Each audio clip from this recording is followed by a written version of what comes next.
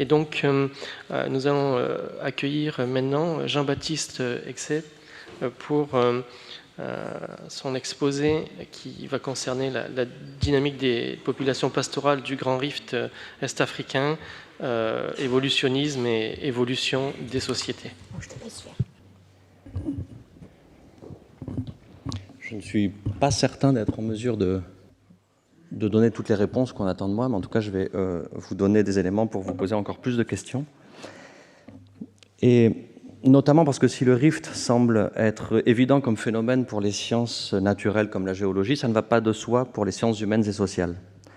Quand on vient, comme moi, de l'anthropologie, c'est-à-dire d'une discipline qui tente de manière compréhensive de décrire différents usages du monde selon le point de vue de tel ou tel groupe social, telle population, telle société, le rift pose un problème simple dans son énoncé et un peu plus compliqué dans sa résolution. Dois-je prendre en compte ce phénomène géologique pour comprendre les socialités pastorales qui m'intéressent ?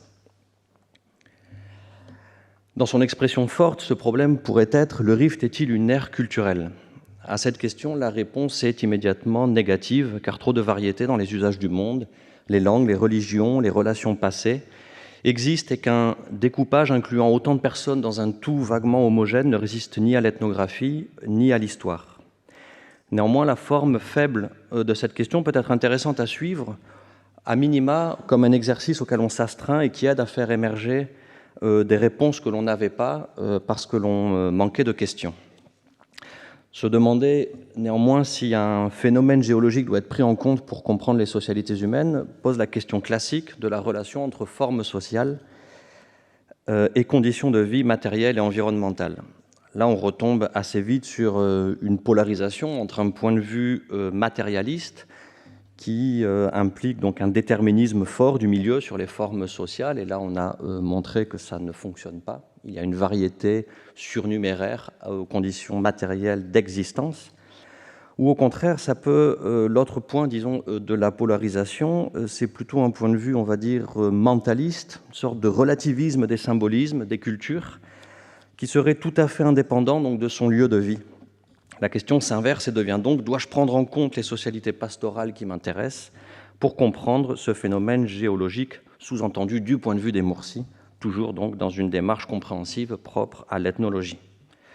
Donc c'est certes une proposition relativiste moins risquée, mais qui court quand même le risque de faire du rift un simple objet neutre à interpréter, alors qu'il participe, à défaut de déterminer, aux manières de produire, d'échanger, d'habiter, tout ce qui constitue donc la vie sociale. Dans tous les cas, ce type de question implique une réponse au moins partiellement interdisciplinaire et parfois même liant, ce qui est encore plus compliqué, sciences naturelles et sciences sociales. Et puisque c'est un colloque qui a aussi une visée grand public, j'ai essayé de trouver une formulation de l'interdisciplinarité assez efficace et immédiatement compréhensible, parce que c'est une démarche que l'on appelle souvent de nos voeux et qui est rarement effective.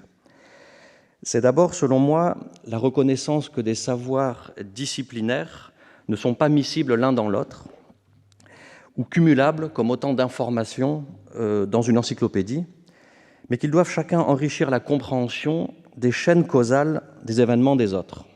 Prenons donc un exemple tout à fait élémentaire, mais j'espère révélateur. Il existe en ce monde des petits bouts de papier imprimés qu'on appelle des billets et qui qu'on appelle aussi de l'argent. J'ai pris l'exemple du dollar, c'est le plus cosmopolite. Un physicien, un chimiste serait capable de décrire une chaîne causale qui permet donc à ce bout de papier de, par la combustion, donc se transformer en feu et d'émettre un certain type de particules. Il y a une autre chaîne causale que les sciences sociales essayent de prendre en compte, c'est comment ce bout de papier ne se transforme ni en feu ni en particules, mais se transforme par exemple en bien de consommation, par exemple en voiture. Donc une chaîne causale qui paraît un peu magique pour les sciences naturelles, mais qui est tout à fait usuelle pour nous, puisque c'est comme ça que nous menons notre vie. Ce même billet est lui-même inclus dans une chaîne causale que les sciences naturelles peuvent décrire, étant lui-même le fruit d'un traitement du bois qui permet d'extraire la cellulose en le mélangeant à de l'eau, à de la colle, ainsi de suite, et à l'aide d'un travail humain et de certains types de techniques, donc de produire ces aplats de cellulose séchés, enrichis d'encre, qui ensuite vont amener de la combustion. Mais on peut aussi, quand on est dans le cadre de sciences sociales, imaginer ce petit bout de papier comme autre chose, comme étant lui-même le fruit d'un travail, mais cette fois non plus envisagé seulement dans ces dispositifs techniques, mais aussi comme la permutation d'un temps passé à quelque chose qu'on transforme en valeur, valeur étant écrite sur un bout de papier, ce bout de papier permettant d'acquérir des voitures. Donc dans un cas, une chaîne de causalité entre un arbre, un bout de papier, une combustion, descriptible par les sciences naturelles. Dans un autre cas, un travail humain transformé en valeur, lui-même transformé en papier, lui-même transformé en un autre type de valeur, lui-même transformé en un bout de métal qu'on appelle la voiture. Donc des chaînes causales tout à fait distinctes, qui néanmoins parfois se rejoignent, notamment parce que les voitures ont la particularité aussi d'avoir de la combustion et d'émettre des particules. Et donc on peut parfois se rejoindre après avoir pris un certain écart, et on le voit aujourd'hui dans les sciences qui s'intéressent donc au réchauffement climatique, que cette interaction, non pas entre un environnement extérieur et des personnes, mais que des chaînes causales devant, à certains moments de son développement, prendre en compte ce que les sciences naturelles nous expliquent et ce que les sciences sociales nous indiquent.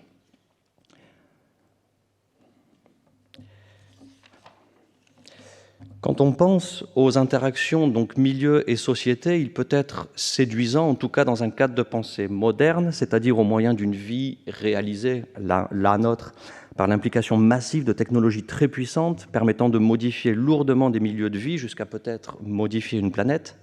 Il peut être séduisant donc de présenter par contraste des populations comme les Mursis, auprès desquelles j'ai effectué la plupart de mes terrains, comme plus faibles, qui seraient à la fois dépendantes d'un milieu et n'ayant pas réussi à trouver des solutions de stabilité fortes pour faire advenir leur existence, une stabilité propice au stockage, à la capitalisation, au développement, soumis qu'ils seraient aux aléas, notamment de la météo et du climat.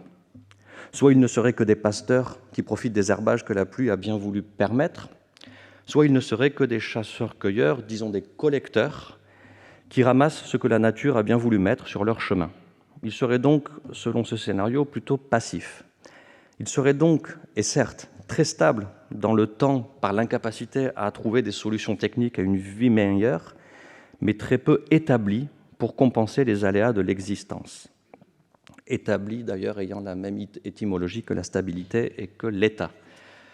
Ce type de proposition s'avère fausse, car on comprend peu à peu que la quasi-totalité des territoires occupés par les Mursis et par l'ensemble des pasteurs de l'Afrique de l'Est sont largement anthropisés, c'est-à-dire produits partiellement par l'activité humaine. Et je renvoie à un texte du livre coécrit, et notamment par Guillaume Blanc, et la présentation de Jean Renaud de demain. Les sociétés agricoles comme celles où nous résidons, pour la plupart d'entre nous ici présents, s'accommodent de l'instabilité de leur milieu de vie, une instabilité forte que l'on a, nous, comme le défilement des saisons, entraînant des différences de température incroyables et une saisonnalité forte des différentes productions. Ces sociétés s'y accommodent par l'emploi massif de la technique, redonnant une stabilité pour compenser l'immobilité. La serre, les engrais, l'enrobage des grains, l'irrigation, le commerce longue distance, qui nous permet à peu près tout le temps d'avoir une vie que l'on réplique malgré les aléas de la météo dus à notre fixité. À l'inverse, les sociétés pastorales nomades, que du point de vue des sociétés agricoles, on s'accorde à penser comme hypermobiles, puisqu'elles sont pensées à partir de cette fixité spatiale, produisent quant à elles, pour les nomades eux-mêmes, un ressenti d'extrême stabilité. Changeant de lieu à mesure que les saisons changent, on a pu parler, et notamment dans le pastoralisme nomade de l'Asie centrale, de printemps éternels dans lesquels les populations pastorales arrivent à se maintenir. C'est leur manière de stabiliser leur milieu et ainsi leur forme sociale. Et pour les populations agro-pastorales de l'Afrique de l'Est, pratiquant un pastoralisme transhumant, ce n'est pas la technique qui vient contrecarrer la fixité spatiale qui entraîne un environnement changeant, ce n'est pas le mouvement qui vient annihiler le changement du milieu, c'est la multiplicité des modes de subsistance qui vient créer une stabilité dans les environnements du rift fait de ruptures, en raison des étagements brusques, des pluies erratiques, des microclimats et de la variété environnementale qui aboutit à une emprise totale sur le monde. Ces populations exploitent en effet, plus que beaucoup d'autres, l'ensemble du répertoire possible des modes de subsistance. Les populations pastorales de l'Afrique de l'Est mettent ainsi à mal le modèle évolutionniste du passage d'une subsistance à l'autre, de type d'abord les collecteurs, ensuite les pasteurs et enfin l'agriculteur, puisqu'ils sont tout à la fois. Même si le pastoralisme est mis en avant pour définir l'identité collective de ces populations, elles pratiquent, en plus de l'élevage, l'agriculture, la cueillette, la chasse, la pêche, en des proportions variables mais toujours complémentaires, avec pour avantage notamment de garantir une extrême adaptabilité aux aléas météorologiques comme la sécheresse, sanitaires comme les épidémies et humains comme les conflits et les migrations. Si les Mursis du sud-ouest éthiopien sont des éleveurs, ils n'ont pas vis-à-vis de leur bétail une relation de domination propre à l'élevage européen, fait de protection et de contrôle univoque. On le voit particulièrement sur cette photo. Ce qui importe à ces pasteurs n'est pas la viande, pour laquelle l'animal vivant n'est que la condition de production. Il faut faire avec pour produire de la viande, comme nous le faisons nous, mais le lait produit par la consommation d'herbes sur les pâturages, qui est lui-même la conséquence des pluies.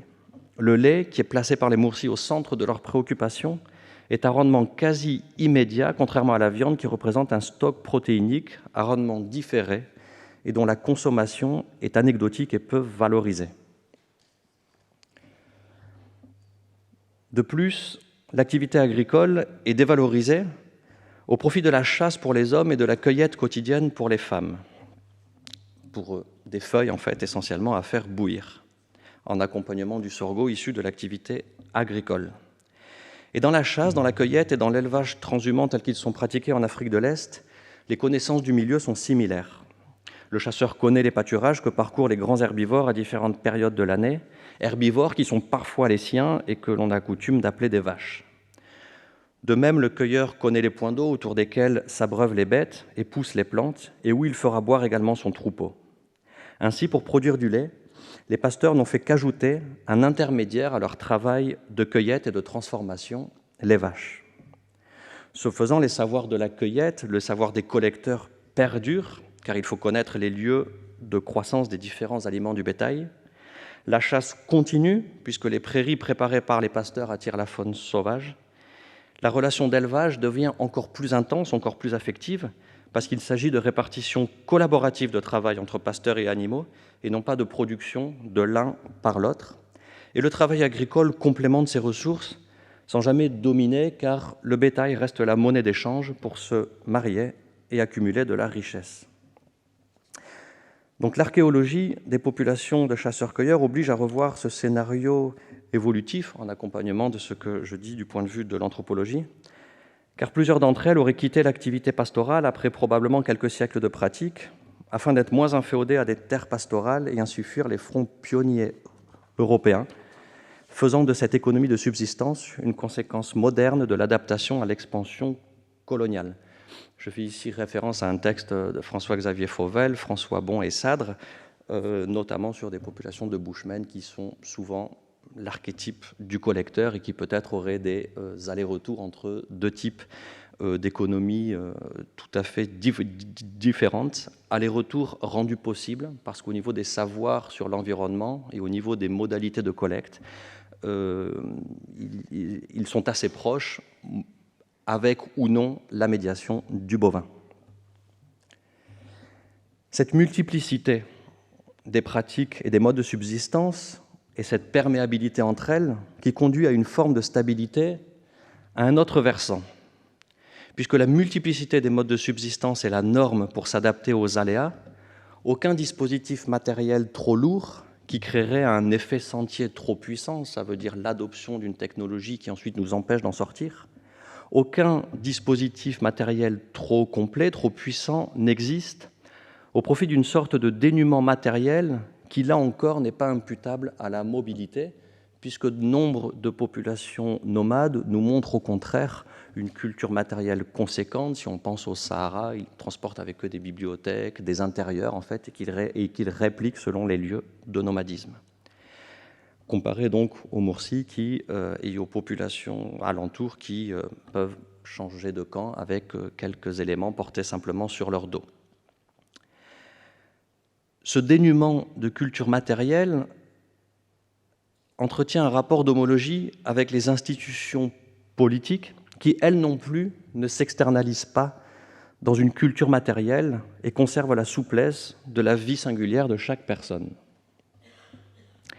Ici, le politique a une forme surprenante, une fois de plus surprenante pour un observateur comme moi, comme nous, j'imagine, rompus à une vie dans un État et à une vie sociale avec des fonctions spécialisées, des lieux dédiés comme des ministères, des assemblées, des livres contenant des discours à valeur performative.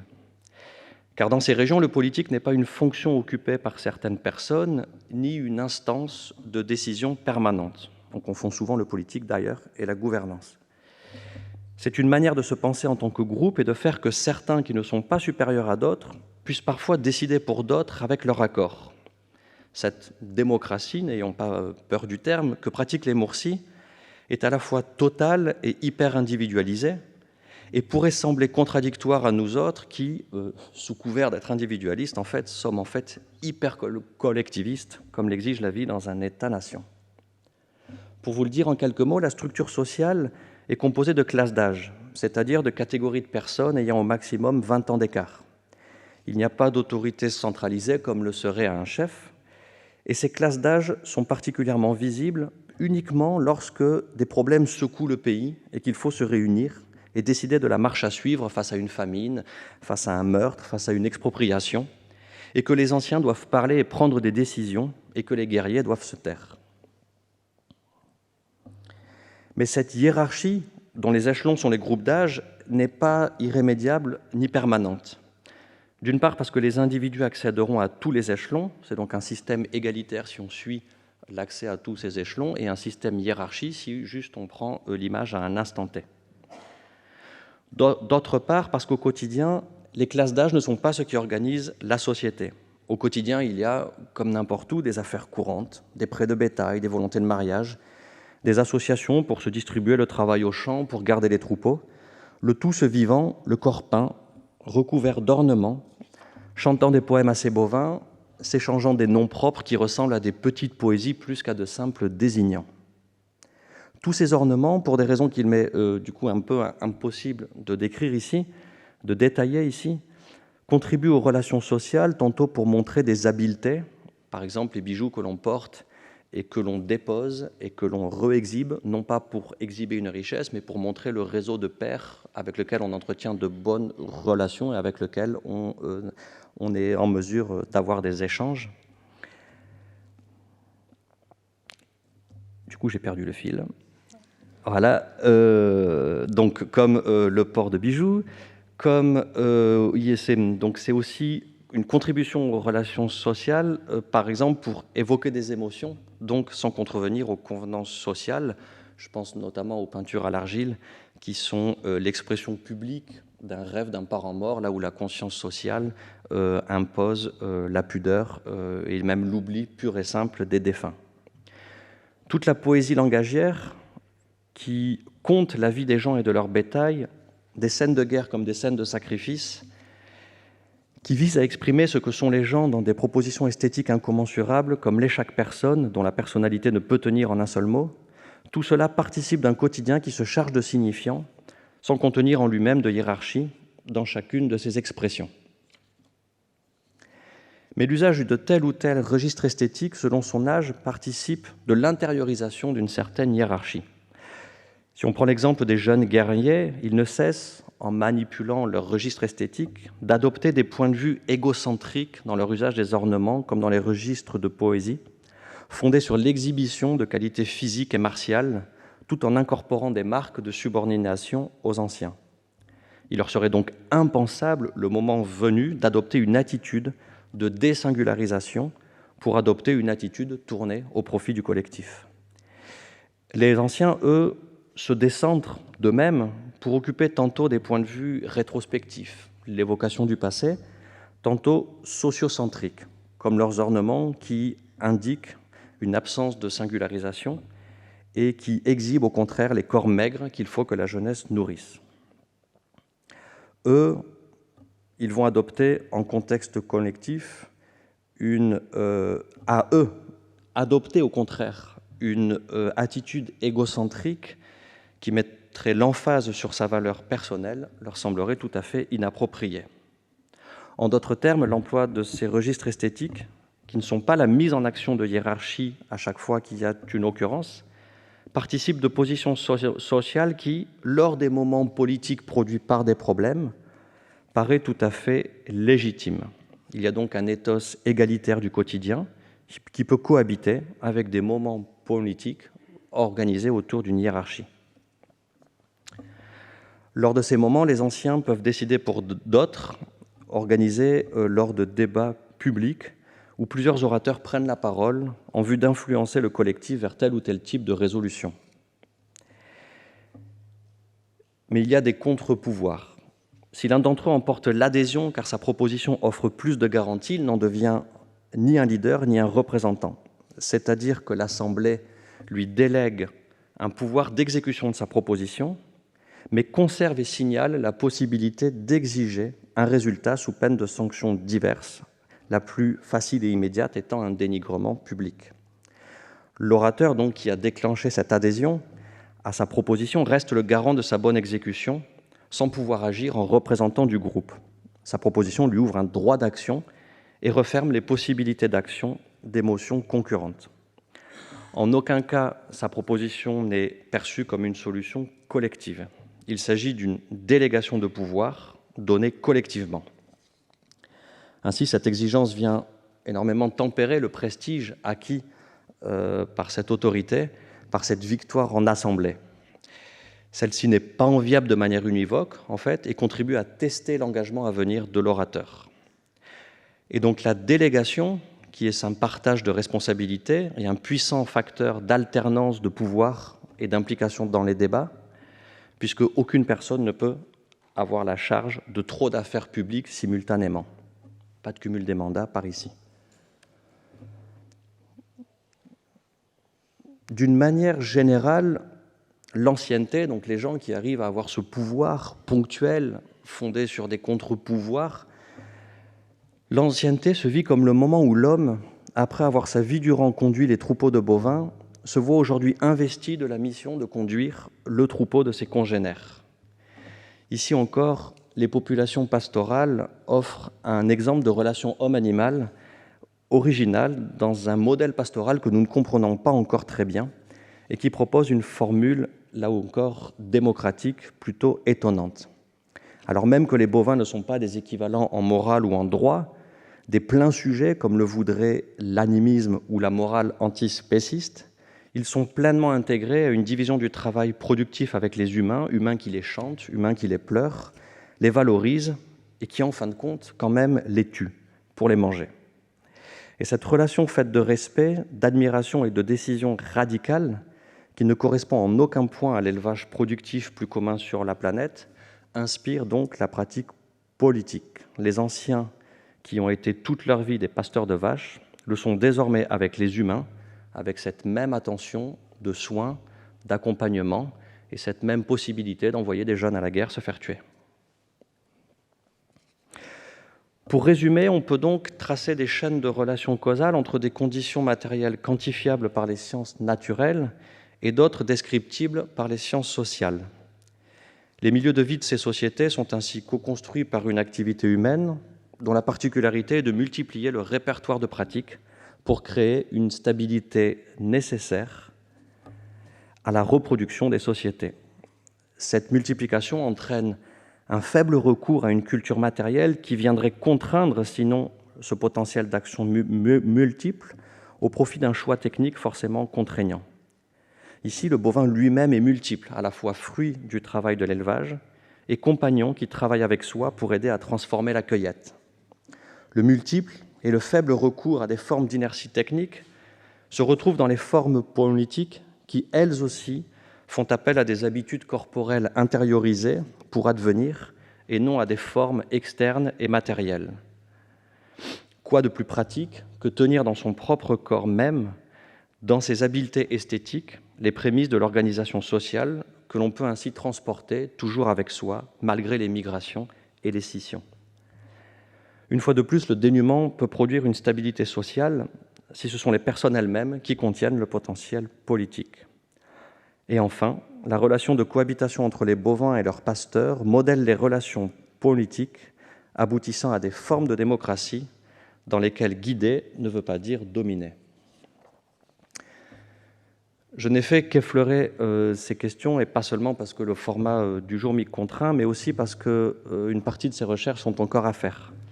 Il n'existe pas aujourd'hui de synthèse, comme j'ai essayé de vous présenter une ébauche aujourd'hui, un peu par touche pictorialiste, de ce que sont ces sociétés du Rift, dans des logiques qui intègrent à la fois des milieux co-construits, des formes sociales de division du travail, des pratiques esthétiques, des adaptations environnementales et des formes politiques qu'il faut tout essayer de tenir ensemble. Donc il y a sans doute une faille géologique dans le Rift, mais il permet aussi une rupture dans nos habitudes de pensée. Et un petit poème pour finir, sur une note un peu plus agréable.